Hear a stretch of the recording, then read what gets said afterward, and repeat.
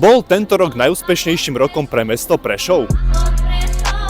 Štadión, na ktorý sme tak dlho čakali, sa konečne dostával. Odohrali sa na ňom dôležité zápasy, medzi ktoré patrili aj zápasy majstrovstiev Európy do 21 rokov. Z celej futbalovej Nike ligy bol tento štadión najnavštevovanejší a fanúšikov nášho Tatranu chvália v každom športovom médiu. Prešovský trojičný jarmok privítal historicky najviac návštevníkov a môže sa píšiť výbornými recenziami. Naše staré MHD zastávky sme vymenili za nové, ktoré dokonca aj svietia v tme.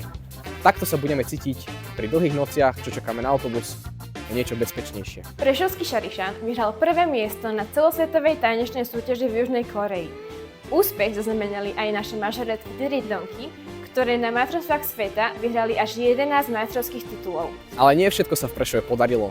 Napríklad, zrejme prídeme o 3,5 milióna eur z eurofondov na jazdecký areál kvôli tomu, že jeden nájomník nechce opustiť budovu. Tak tomu sa hovorí pravý prank. V Novume už zadarmo potrebu nevykonáš. Majitelia sa rozhodli kvôli bezpečnosti a čistote spoplatniť záchody 50 centami. Prešovská mostová situácia je absolútne hrozná, proste na to, aké to je dôležité, to stáva extrémne pomaly. Tak čo, bol aj podľa vás tento rok najúspešnejší pre Prešov? Dajte nám vedieť v komentároch.